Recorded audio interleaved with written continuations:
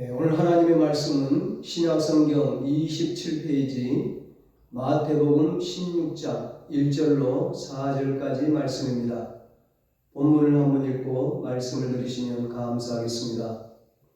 이 시간 예배드리는 여러분에게 하나님께서 하늘의 표적을 보여주시기를 주님의 이름으로 축복합니다.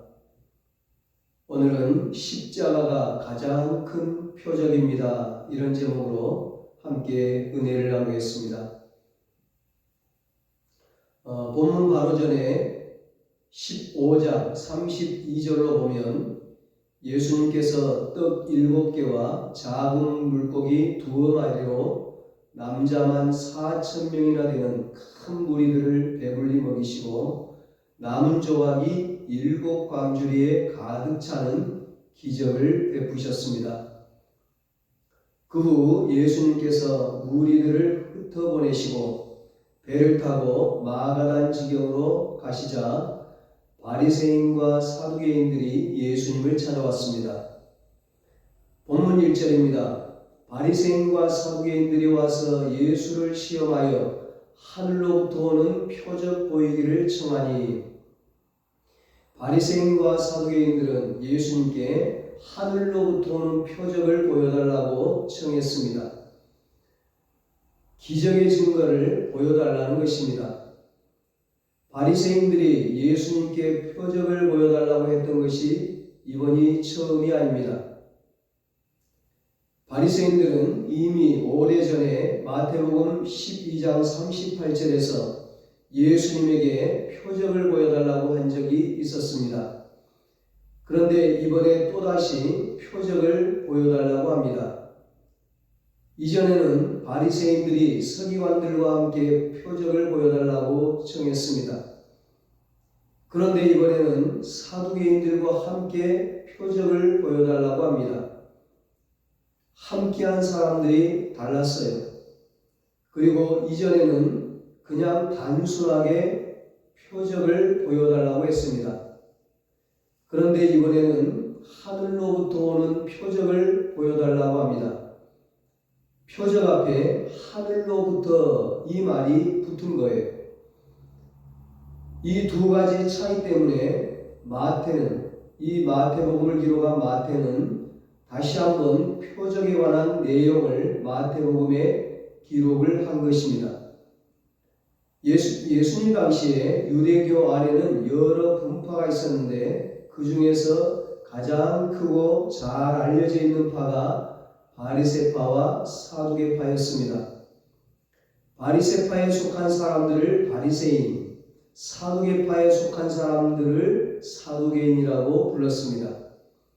바리새인과 사두개인들은 같은 유대교 안에 있는 사람들이었지만 달라도 너무 달랐습니다.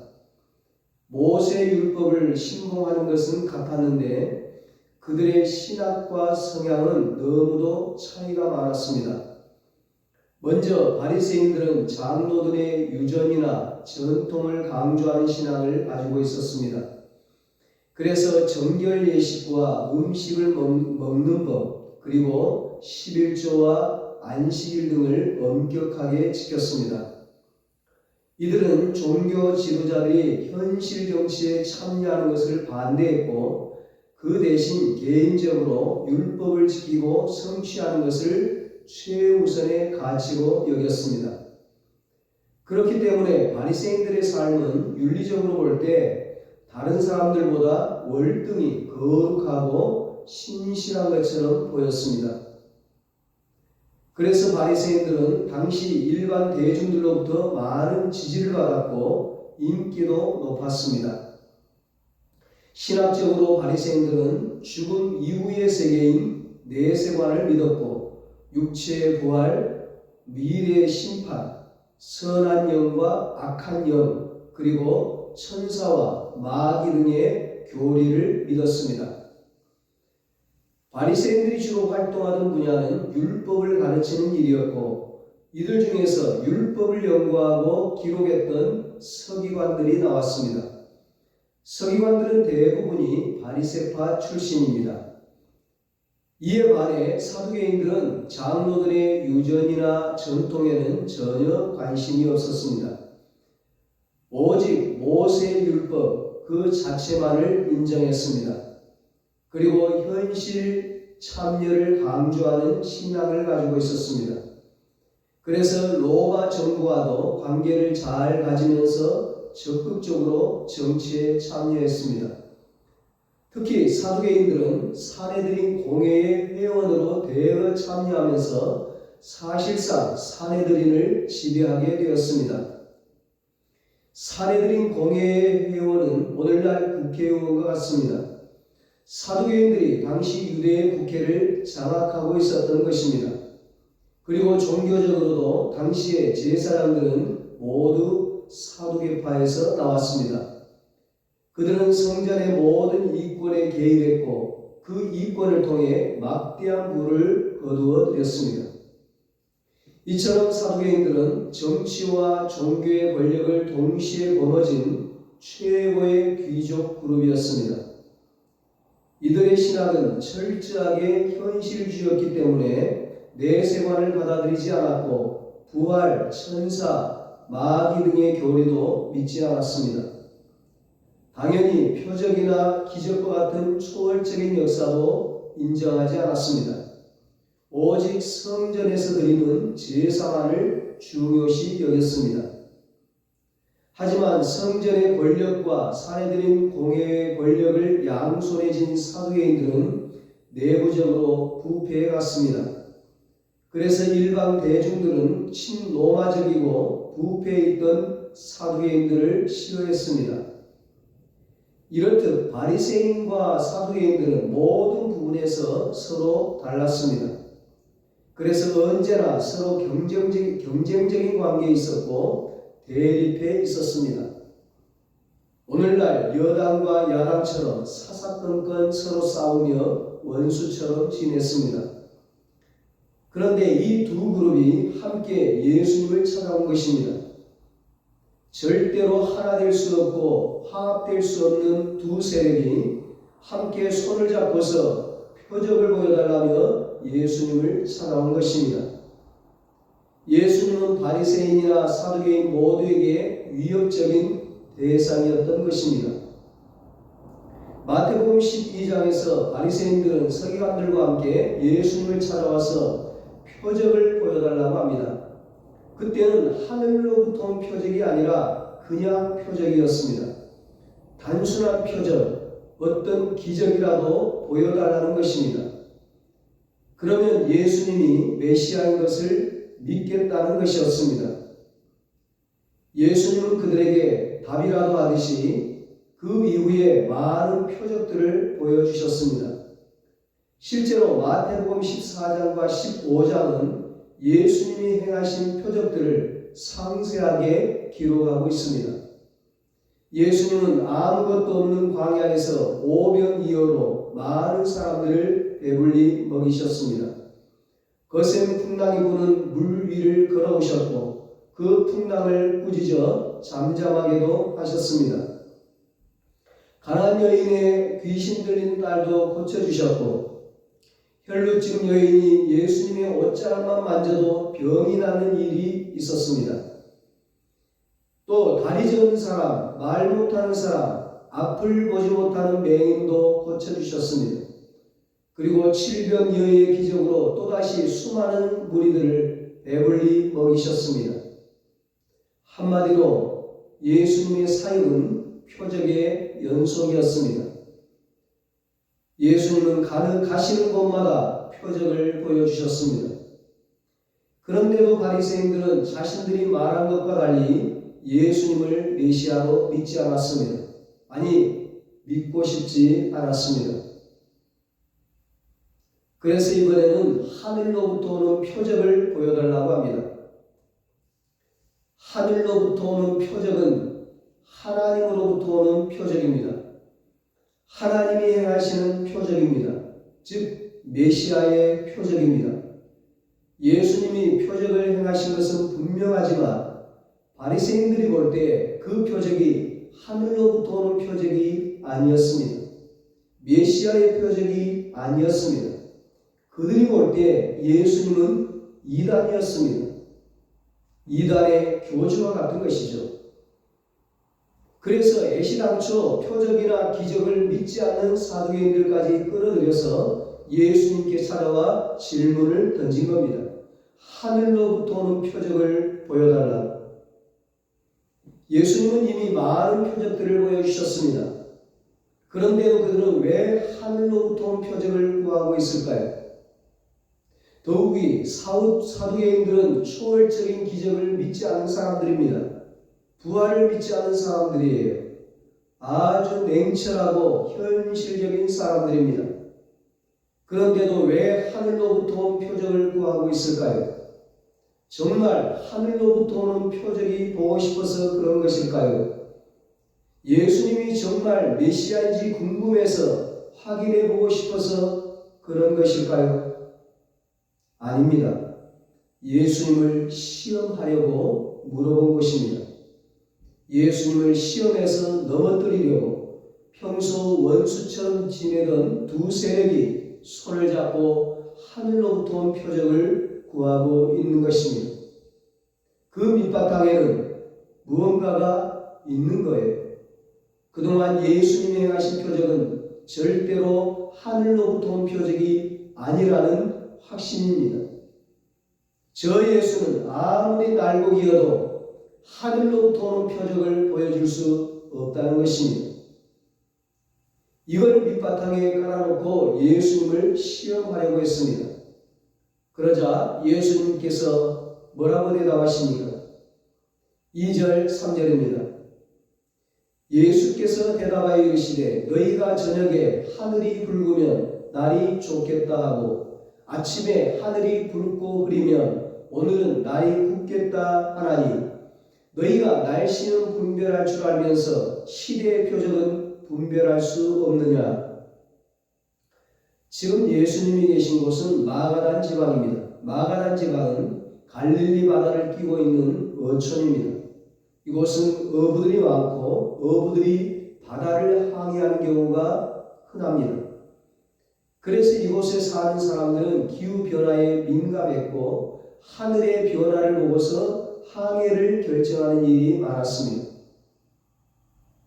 그래서 당시에 밤에 하늘이 붉게 물들면 다음날 아침에 날씨가 좋아서 배 타기에도 좋고 반대로 아침에 하늘이 붉으면 그날은 하루 종일 궂은 날씨가 되어서 배 타기에도 좋지 않다는 속설이 있었어요.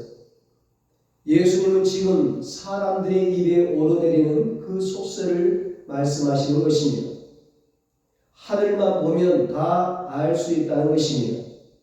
저녁 하늘이 붉은지 아침 하늘이 붉은지 그 색깔만 보고서도 날씨가 좋은지 궂은지를 분별할 줄 알면서 시대의 표적은 분별할 수 없느냐고 책망하시는 것입니다. 예수님이 말씀하신 시대의 표적은 그 시대에 나타난 하늘로부터 오는 표적입니다. 하나님이 그 시대를 보여주시는 메시아의 표적입니다. 즉 구원의 메시지입니다. 예수님은 이미 그 시대의 표적, 그 시대를 위한 구원자, 메시아의 표적을 수도 없이 많이 보여주셨습니다. 왜 예수님이 행하신 기적이 메시아의 표적인가? 구약 이사야 35장 5절 6절에 말씀합니다. 그때에 맹인의 눈이 밝을 것이며 그때에 메시아가 오는 때를 말하죠. 구세주 예수님이 오시는 때를 말합니다.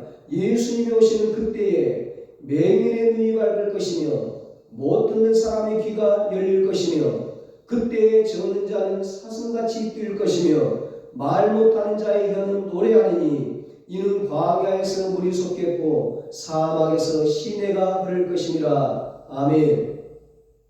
이 말씀은 이사야 선지자가 예언한 메시아의 표적입니다. 이사야는 예수님이 태어나시기 700년 전 사람입니다. 하나님은 700년 전에 메시아가 나타나면 이 같은 표적이 나타날 것이라고 말씀하셨습니다. 이제 700년이 지나고 예수님이 오셨습니다. 그리고 이사야의 예언대로 메시아의 표적이 나타났습니다. 말 못하는 사람이 말을 하고 앞을 보지 못하는 맹인이 눈을 뜨고 다리를 저는 사람이 걷게 되었습니다. 하나님이 예언하신 그대로 이루어졌습니다. 이것은 분명히 하늘로부터 오는 표적이었습니다. 그럼에도 불구하고 바리새인과 사두개인들은 시대의 표적을 분별하지 못하고 여전히 하늘로부터 오는 표적을 구하고 있습니다. 왜요? 예수님을 믿지 않기 때문입니다. 이들에게는 어떤 표적을 보여주어도 예수님을 믿지 않습니다.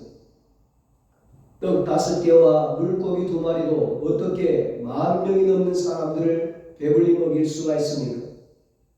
어떻게 물 위를 걸을 수가 있겠습니까? 어떻게 앞을 보지 못하는 맹인이 눈을 뜨고 말 못하는 사람이 말을 할 수 있겠어요? 하늘로부터 온 표적이 아니고서는 불가능한 일입니다.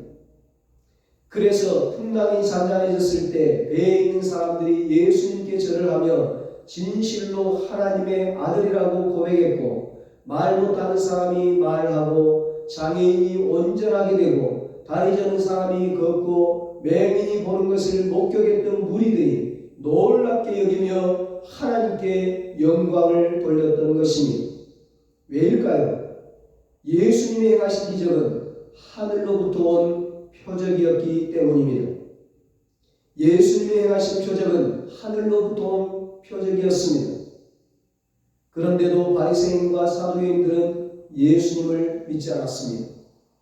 아무리 사람들에게 인기가 많고 권력을 쥐고 부귀영화를 누릴지라도 시대의 표적을 보고서 믿지 못한다면 그 사람이 가장 불쌍한 사람입니다. 구약 성경의 홍수 심판에서 구원받기 위해 노아가 방주를 만든 기간이 120년이나 됩니다. 120년 동안 하나님이 심판을 유보하시고 기다리신 것입니다. 그 기간 동안 노아가 얼마나 많은 사람들에게 얼마나 많이 이야기했겠어요. 하나님이 이제 비를 내려 심판하실 것입니다. 그러니 회개하고 하나님께 돌아와야 합니다. 반드시 이 방주를 타야 합니다. 그래야만 구원을 얻을 수가 있습니다. 노아의 방주가 그 시대의 표적이었습니다. 하지만 사람들은 시대의 표적을 분별하지 못했습니다. 오직 노아와 그의 가족만이 하나님의 경고를 믿었습니다. 10년이 지나도 비가 오지 않고 100년이 지나도 비가 오지 않았지만 노아는 끝까지 시대의 표적을 분별하고 하나님을 믿었습니다. 그래서 오직 노아와 그의 가족들만 구원을 받았습니다. 지금 이 시대도 마찬가지입니다. 세상 곳곳에 얼마나 많은 교회들이 있습니까? 그 교회와 교회에서 파송한 선교사님들을 통해 아무도 가지 않는 땅끝 아프리카 밀림 산속에까지 들어가 얼마나 간절히 복음을 전하고 있습니까? 하나님께 돌아오라고, 예수 믿고 구원받으라고, 방주 안으로 들어오라고, 예수님 재림이 가까웠다고, 이 모든 일들이 이 시대의 표적입니다. 이 시대를 위해서 하나님이 보여주신 하늘의 표적입니다. 그런데도 예수님을 믿지 않는 사람들이 있습니다. 너나 믿으라고 비웃고 개독교라고 욕이나 할 줄 알지 시대의 표적은 분별하지 못합니다. 교회를 욕하면서 센 척은 하지만 진실로 불쌍하고 비참한 사람들이 그들입니다. 그러면 교회에 다니는 우리들은 시대의 표적을 분별하면서 살아갑니까? 우리들은 하늘로부터 오는 표적을 믿으며 살아가고 있느냐는 것입니다. 아무리 신앙생활을 오래 해도 하늘로부터 오는 표적을 믿지 못하면 내 삶에서도 하늘의 표적이 나타나지 않습니다. 하늘의 표적을 믿어야만 내 삶에서도 그 표적이 나타나는 것입니다. 말 못하는 사람, 다리 저는 사람, 앞을 보지 못하는 맹인들이 어떻게 산 꼭대기에 계시는 예수님을 찾아갈 수 있었습니까? 예수님이 행하신 표적을 믿었기 때문입니다. 하늘로부터 오는 표적을 믿었기 때문입니다. 그래서 그들의 삶에 하늘의 표적이 나타나서 다 고침을 받게 된 것입니다. 지금 우리가 사는 이 시대에 말세에 일어날 재앙이 많이 일어납니다. 쓰나미, 태풍, 지진, 가뭄, 홍수, 사건, 사고 등 자연재해가 끊이질 않습니다. 세계 곳곳에서 동성애가 판을 치고 있고 살인과 강도, 음란과 타락과 거짓과 부정과 부패는 줄어들 줄을 모릅니다. 4000년 전 소돔과 고모라처럼 이 세상은 점점 더 악해져 가고 있습니다. 테러와 전쟁의 소문도 늘어만 갑니다. 다 주님 재림 때에 일어나는 일들입니다. 이 같은 일들이 시대의 표적이 아니면 무엇이겠습니까? 이 세상의 종말과 하나님의 심판이 가까이 왔다는 시대의 표적이 아니고 무엇이겠습니까? 그런데도 안일하게 신앙생활을 할 수 있을까요? 시대의 표적이 보이는데, 그러므로 시대의 표적을 분별하기 위해서는 깨어 있어야 합니다. 바로 믿어야 합니다. 이제 예수님께서 결론적으로 말씀하십니다. 4절입니다. 악하고 음란한 세대가 표적을 구하나 요나의 표적밖에는 보여줄 표적이 없느니라 하시고 그들을 떠나가시니라. 예수님은 하늘로부터 온 표적을 믿지 못했던 바리새인과 사두개인들을 향해 악하고 음란한 세대라고 하신 후에 요나의 표적밖에는 보여줄 표적이 없다고 말씀하십니다. 요나는 구약 시대의 선지자입니다. 구약 요나서에 보면 하나님이 요나에게 니느웨 성에 가서 회개의 메시지를 전하라고 하셨습니다. 그런데 요나는 그것이 못마땅했습니다. 니느웨 사람들은 이방인이었고 악한 사람들이었습니다. 하나님이 왜 그런 사람들까지 구원하시려고 하는지 요나는 이해가 되지 않았습니다. 그래서 니느웨로 가지 않고 반대 방향인 다시스로 배를 타고 갔습니다. 그러자 하나님께서 풍랑을 일으키시고 요나를 바다에 빠뜨리셨습니다. 바다에 빠진 요나를 큰 물고기가 삼켰고 그 물고기 뱃속에서 요나는 밤낮 3일 동안 하나님께 회개했습니다. 그리고 하나님의 은혜로 물고기 뱃속에서 다시 나오게 된 요나는 니느웨 성으로 돌아가 너희들이 회개하지 않으면 하나님이 이 성을 멸하실 것이라고 하나님의 회개의 메시지를 선포했습니다. 그러자 니느웨 사람들은 왕에서부터 온 백성에 이르기까지 금식하며 회개했습니다. 그 결과 니느웨 사람들은 하나님의 심판을 면하고 구원을 받게 되었습니다. 이것이 요나의 표적입니다. 요나가 물고기 뱃속에서 3일 밤낮을 갇혀 있었던 것처럼 예수님은 십자가에 달려 죽으시고 3일 동안 무덤에 갇혀 계셨습니다. 예수님은 지금 자신의 죽음에 대해 말씀하고 계시는 것입니다. 요나의 표적은 바로 예수님의 십자가, 예수님의 죽음을 가리킵니다. 십자가의 죽음이 예수님이 보여주시는 이 시대의 마지막 표적입니다. 그 표적을 붙잡지 않으면 구원을 얻을 수가 없습니다. 그 십자가의 표적을 받아들이지 못하면 예수님이 떠나가십니다. 바리새인과 서기관들을 떠나가신 것처럼 떠나가십니다. 예수님은 십자가에서 아무 이유 없이 죽으신 것이 아닙니다. 우리의 악하고 음란한 죄를 대신 지시고 죽으셨습니다. 악하고 음란한 우리를 살리시기 위해 주님은 온몸으로 치욕과 능욕과 고통을 당하셨습니다. 그래서 이사야 선지자는 그가 찔림은 우리의 허물을 인함이요 그가 상함은 우리의 죄악을 인함이라. 그가 징계를 받음으로 우리가 평화를 누리고 그가 채찍에 맞음으로 우리가 나음을 입었도다 고백했던 것입니다. 그 십자가의 표적을 믿어야 합니다. 그래야 죄 사함 받고 구원을 얻고 영생을 얻을 수 있습니다.